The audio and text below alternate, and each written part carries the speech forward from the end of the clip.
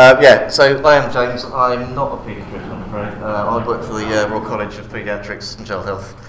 I run the team there that looks after recruitment, careers promotion, and so on. Yeah, not a doctor, I'm afraid. I've worked in medical colleges for a few years, so I think my mum thinks that means I've got some medical training, but I haven't. So I'm going to just give you a bit of a run through, really, of some things around paediatrics in general, and then about the training program and some of the sort of opportunities that are involved within training in paediatrics. And then, if you've got any questions at all about applying or about anything within the training pathway, we'll have a bit of a question and answer session, so anything you have, any burning questions, do ask me and I'll do my best to answer them. And then at the end there's a little video from a few people that we recorded at our conference last year saying why they like doing paediatrics as their specialty of choice. So I know we've got quite a range of levels of students here today, so how many of you had any sort of placement in paediatrics so far? Oh, that's actually excellent, brilliant, yeah. So you're probably aware then that it's a very, very wide, very broad specialty then. Huge range of different things involved in it, whether it's sort of dealing with acute cases, subspecialties, which I'll come on to a bit later, paediatrics in the community, and the consultant role itself is an incredibly wide thing these days as well, combined often with special interests in things. A real mix of working sort of on the wards and doing other stuff as well. The training program itself, you can do a straight run through paediatric training program, or you can do academic as well. So if you've got that sort of side to you, if you're interested in the academic side, there is an academic training program which I'll mention later on as well. Loads of opportunities for doing research and so on. It is quite a long training program if you've ever seen it before. I'll go through it in a minute, but I think probably because of that, as a specialty, we're very, very open to sort of giving people the opportunity to do anything that sort of enhances their learning and their experience. So a lot of people working less than full-time, a lot of people taking career breaks out, whether it's for training, research, going abroad, whatever as well. And it's a wide range of people you look after, so it's not just the little ones, which I think is often a sort of bit of a myth. There's also the sort of grumpy teenagers and so on as well. You do have to have the opportunity to deal with, if that sort of entices you or not. So I'm not a paediatrician, so these things are often asked what it's like and so on and so forth. So just a few sort of thoughts from some of the guys that trainees and consultants we work with, why it's nice to work with children. And I think the thing that all the sort of doctors that I know that I've spoken to is that it's really interesting to see how quickly kids bounce back from things, and that's one of the things which means that although there is a lot of probably quite traumatic things that you see, as you do in a lot of walks of medicine and so on, but you get a lot of sort of really sort of uplifting moments in paediatrics, just because you can have a kid who's really ill 1 minute and then next minute's up and playing, and so there's an awful lot of change. As I say, it's a very, very, very broad specialty, and obviously you can subspecialise, but in general paediatrics it's one of the only sort of genuinely general specialties left out there. So you can see a whole range of ages, symptoms, conditions. So it's great that you've all put your hands up more or less to say you've already had some exposure to paediatrics, because actually it's quite limited the experience that most people get in paediatrics as a medical student or in foundation school. There's absolutely no guarantee, depending on where you are in the country, actually, that you will get any exposure either those sort of levels unless you go out and find it yourself. I hope you've all enjoyed your paediatric placements you've had already. But whether you've enjoyed it and you want to do more, or whether you've done it and you're interested and you think, yeah, I'd perhaps like to see a bit more of it before I sort of commit one way or the other. There are quite a lot of sort of ways and things that you can do as a student or in foundation school to get that little bit of extra exposure, and it is quite useful, particularly when I come on to talking about how we recruit and how that interview process works as well. So obviously you're here today at the Medical Student Society thing. The student societies, I think, around the country are getting better and better and doing more and more these days. There's the UCAPS group as well, which I'll mention at the end, which Charlotte King's on the committee for at the moment. But they run some great events and so on, teddy bear hospitals, conferences. But going on from that, so if you're looking for more exposure and you don't necessarily get a foundation placement, perhaps if you've gone to that sort of point, Taster Weeks think about perhaps doing something sort of paediatric slanted for your elective, but also speak to the consultants and trainees. I think they're all unanimously a really approachable and fun bunch, and they're always keen to speak to people that are interested in their speciality, or speak to us. We've got a little team, I'd say, that I work in, who look after sort of careers promotion, so on and so forth, and we're always open to answer any sort of queries or any thoughts you might have about what you might want to do as part of your sort of work towards going into paediatrics. So as I say, paediatric specialty recruitment interviews then. So once you're in foundation school, start of your second year essentially, you'll be asked to start thinking about what specialty you want to go into. I know a lot of people now are sort of going on and doing sort of the F3 years and so on and so forth, but the standard is that sort of just after you've started your second year in foundation school is when you'll be asked to apply for your sort of specialties of choice. So the recruitment process works around the national timelines, which basically include every specialty. So people will be applying for all their specialties at the same time. And because of this sort of limited exposure to paediatrics and so on and so forth, when we're actually looking at what we want to see from people at interview, we're not necessarily looking for people who've had loads and loads of paediatric experience, because we have to try and set as fair a playing field as we can, really, for the people we're interviewing.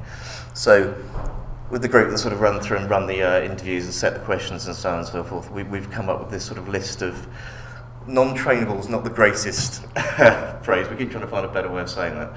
But a list of attributes, essentially, that we think would make a really good paediatrician. So a whole range of things there, sort of from empathy, team working, liking children, which obviously probably should be a prerequisite, seeing as you're going to spend an awful lot of time working with them. So those are the sort of things we've run through as sort of common themes on what we're assessing for at the initial sort of interview stage for SD1 entry. And when it comes to sort of clinical knowledge, we wouldn't expect any more than any foundation student would know at that point.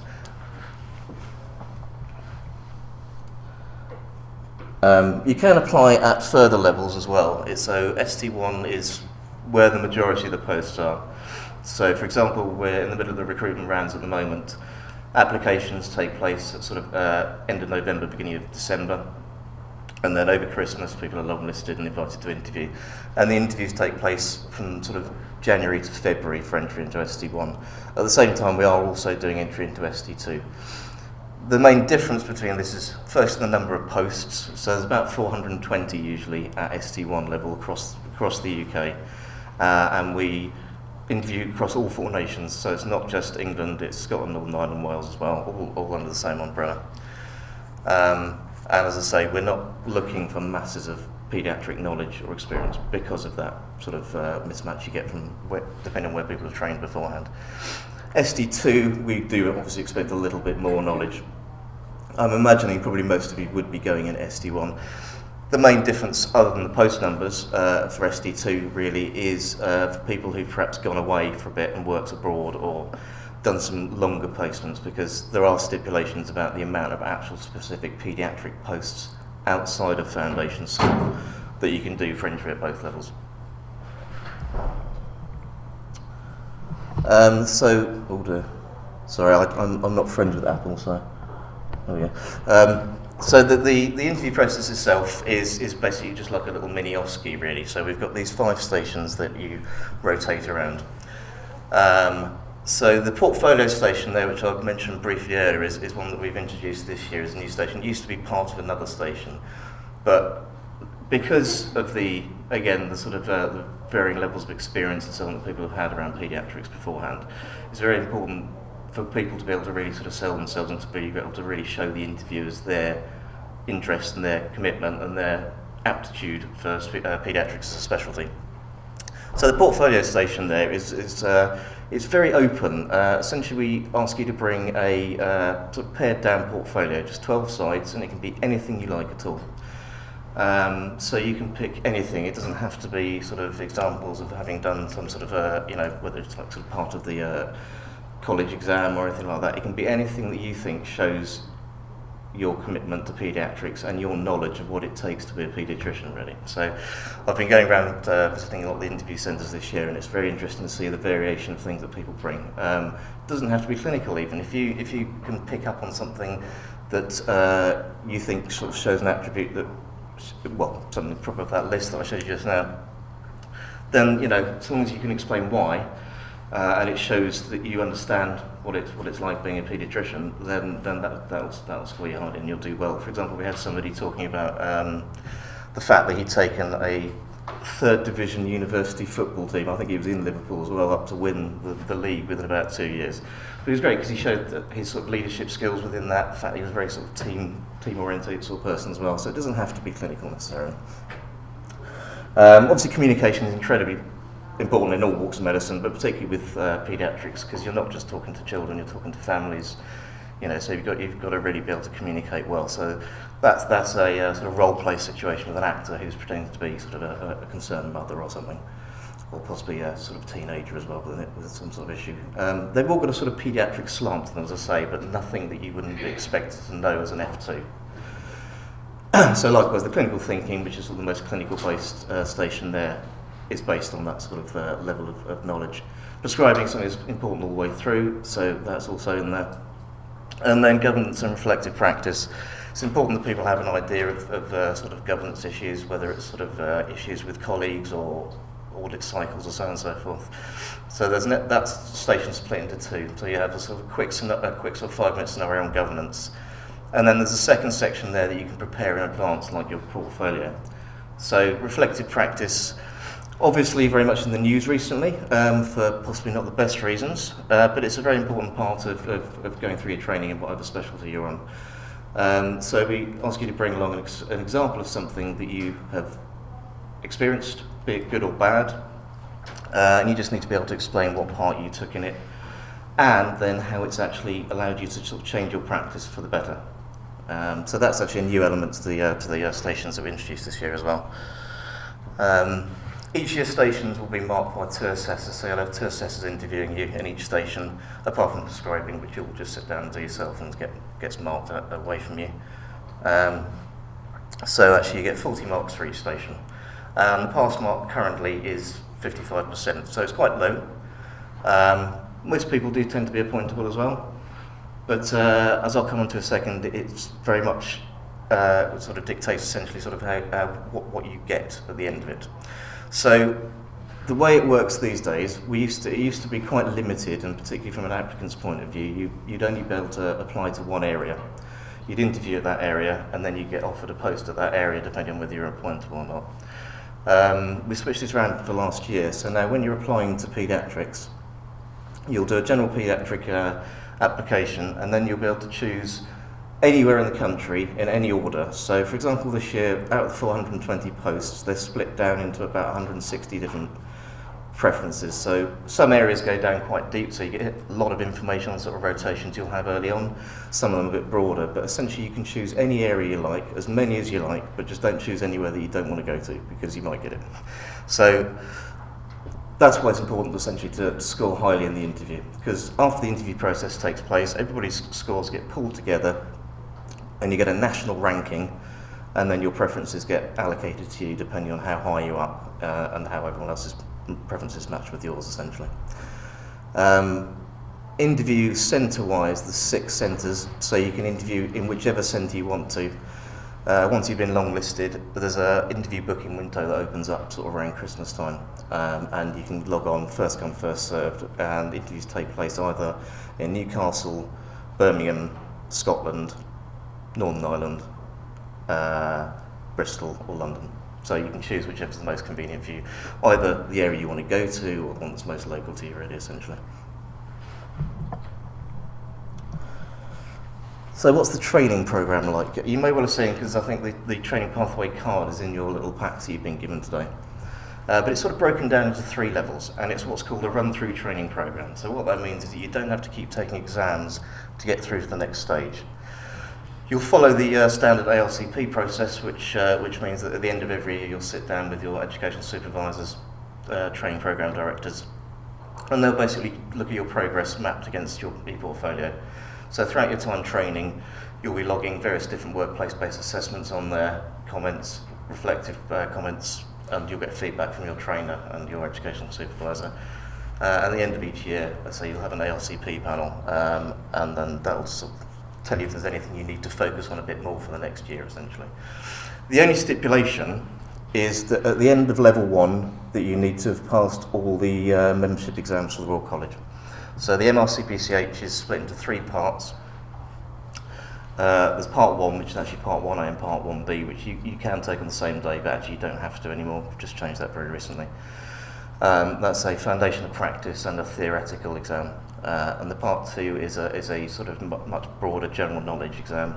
And the part 3 is a clinical OSCE, where you'll actually go around and actually deal with actual cases with children there and parents there. So you need to have completed all those 3 parts by the end of your 3rd year of training, essentially. If you know in foundation school that you're really set on paediatrics and that's what you want to go for, the good thing is you can start taking them while you're at foundation school. So if you want to get a couple out of the way, if you want to try and get the FOP and TAS exams out of the way early, if you can fit it in with your other training while you're at foundation school, then you can go ahead and take them sort of F1 or F2. But provided you've got your exams, you're absolutely fine, you're meeting all the sort of things you need to sort of complete for your ALCPs, then you can just carry on all the way through. It is basically 8 years.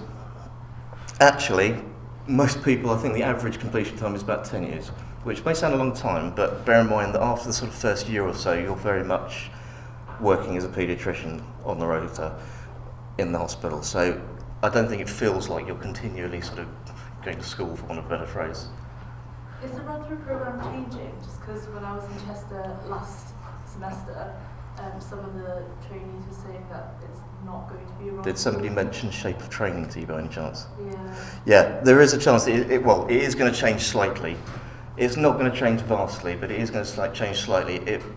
It's quite a way off yet. Shape of training, if you've not heard it, is a national thing which is being pushed really by GMC and HEE. So essentially, all the training programs are going to change to a certain extent. It's very much looking at ways of allowing people to switch between specialties a bit more, get people with broader, more general skills, as well as people who are very specialised. So yeah, you're right, it is going to change a little bit, but it won't change vastly. As much as they wanted us to cut our training program right the way back, it's still going to be about 7 years. So, but it's going to be split into 2 levels. So there are going to be different ways of hopping on and off, essentially, just to give people a little bit more sort of variety and ability to change. But I'd say it's already quite a sort of an open training program anyway, and there's a lot that you can do within it at the moment. So yeah, level 1, obviously you'll spend a lot of time sort of getting used to what it's like working on the paediatric rota.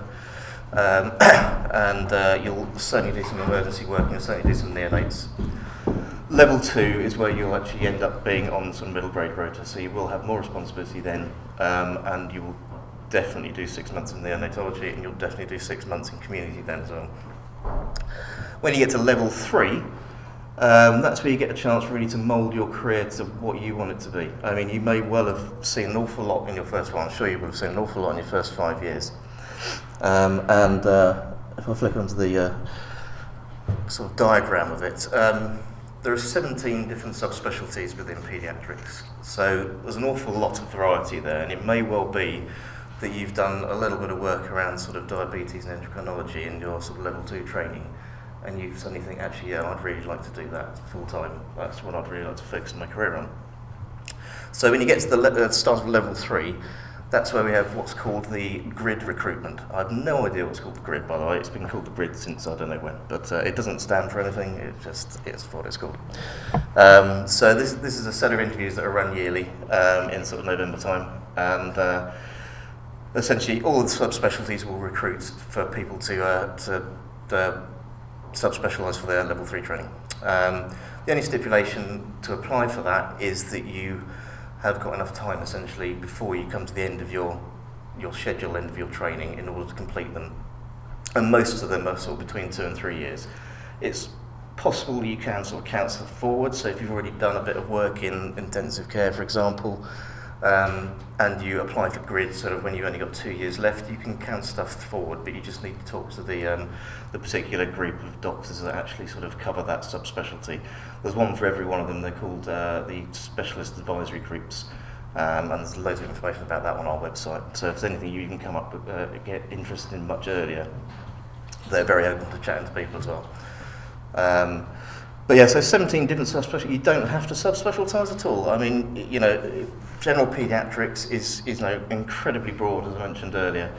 And I know certainly the clinical lead that I work with most is a general paediatrician, and he would sell it to you to the nth degree if he were here today. He absolutely loves it, because I think you get that variety, and every day is really genuinely different. The subspecialties, neonates, community child health, sort of Pickham, intensive care, they're sort of the biggest ones, and emergency medicine, and they have sort of between 20 and 40 places going each year. The others can be much, much smaller.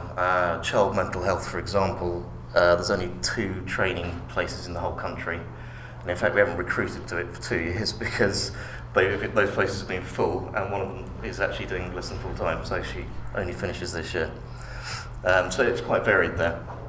But you do get quite a lot of exposure to these anyway during your training.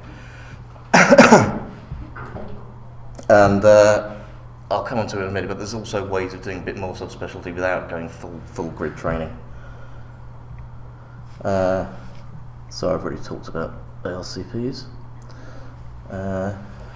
So yeah, the sort of number of jobs then for the grid recruitment are kind of based on what's out there.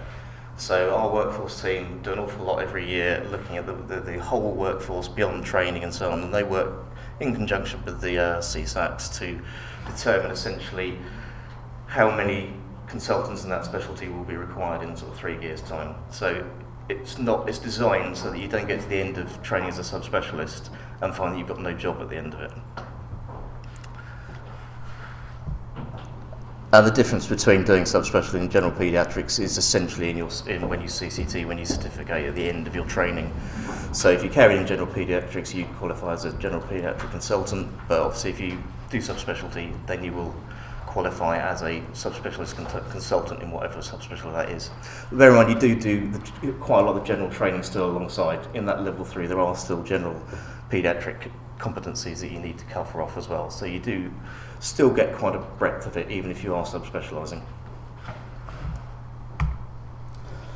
So yeah, that's the subspecialties that are available there.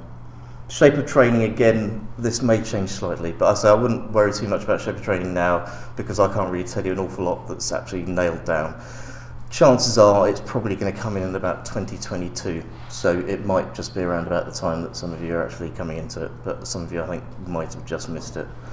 That's just an example, that's just an idea as well. I remember them talking about shape of training about 8 years ago when I was working with the GPs, so it's a long process, as I'm sure you can imagine. So yeah, other options then for doing subspecialty training, spin modules are available as well. So if you don't want to end up being just a subspecialty consultant, sorry I shouldn't say just, you know, if you don't want to subspecialise and do nothing else, if you want to carry on doing your general paediatrics but you are interested in something else, then you can get a special interest module. So they don't equate exactly to grid training, so at the end of it you would still qualify as a general paediatric consultant but with a special interest in whatever it may be. Essentially you do a year's worth of training, so you'd need to sit down with your sort of educational supervisor and so on and work out how you can fit it into your training at the time. They're available only in level 3, so it'd be between ST6 and ST8. And essentially the idea is that you should try and cover it over about 12 months-ish. And there's a broken down curriculum which is elements taken out of the grid training, which will give you a fairly decent spread of knowledge around that particular subspecialty. I say 12 months-ish, but it very much depends because obviously you've got to be able to fit in clinics, etc., around where you're working and around your sort of general paediatric work as well. So it may take a little bit longer. So yeah, at the end of that, you would then qualify as a general paediatrician with a special interest in. It's not, let's say, GMC or CCT qualification in that particular subspecialty there. And the SPID modules, there's currently 17 of them. They don't map exactly to the subspecialties, more or less, but we do a couple that are outside of that, like cardiology, which we run in conjunction with the Royal College of Physicians. There's a young people's health one there as well, which is a sort of a much broader one around more sort of adolescent medicine. and safeguarding as well is in there. And safeguarding is the only one that you can take alongside doing subspecialty training, because obviously that element is quite big if you're doing community paediatrics. And as part of the curriculum, you can get safeguardings level 1 and 2, but not 3 and 4, which allow you to be what's called a named doctor, which is sort of the person in the community that you go to if there was a safeguarding incident. Whereas if you take the spin, that sort of tops you up to that level as well.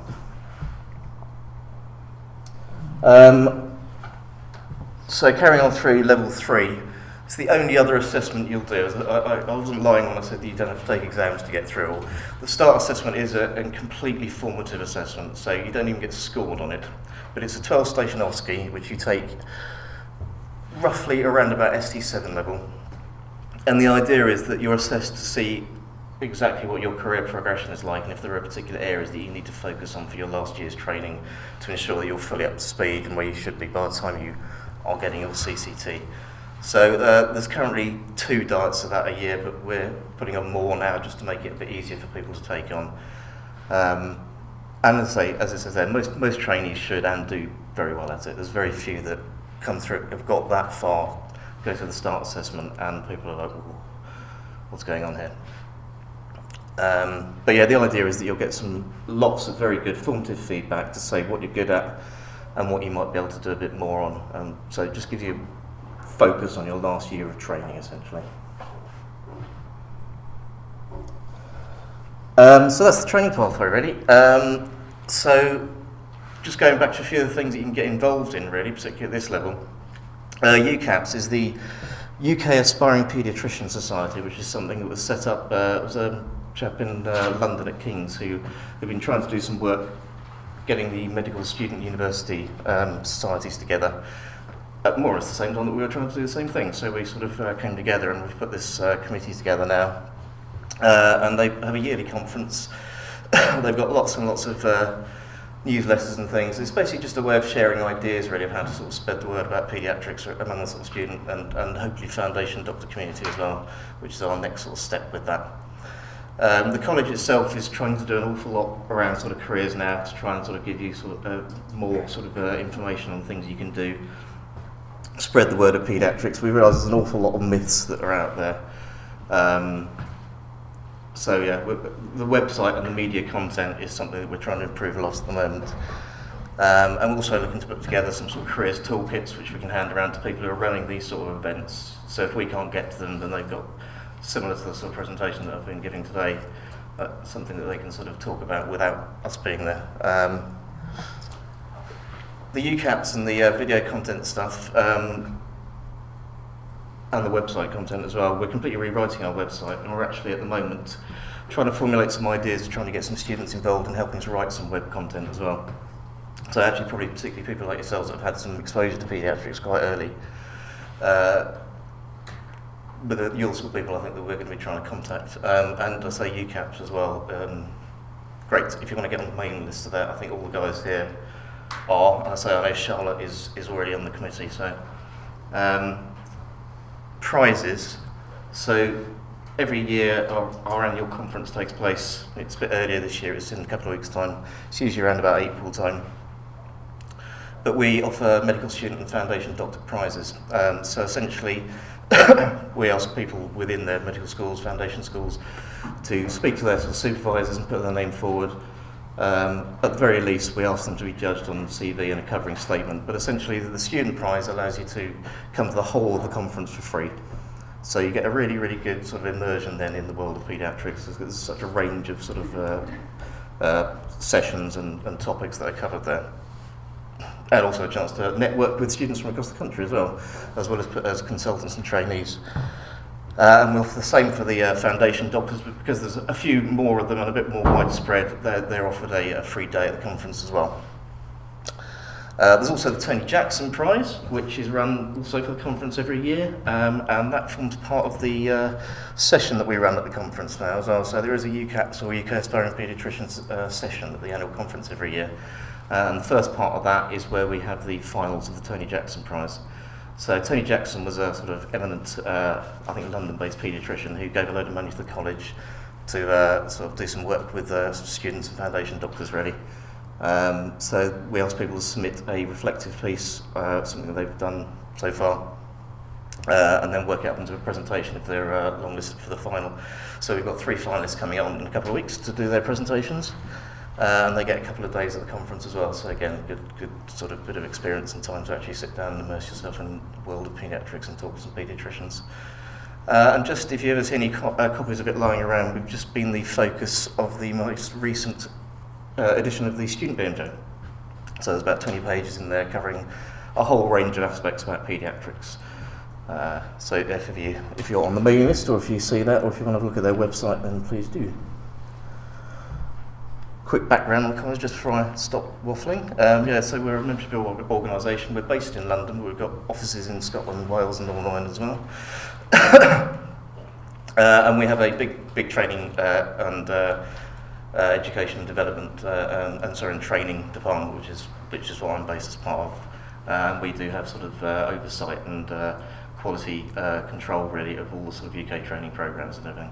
And then on top of that, there's an awful lot of research done, lots of e-learning and stuff that is available, and there are affiliate memberships available for medical students and foundation doctors as well, which are free of charge and allow you to get sort of cheaper rates to get to the conference and so on and so forth. And unfortunately I had a couple of slides in my presentation, but I think it's the one I didn't send to Charlotte.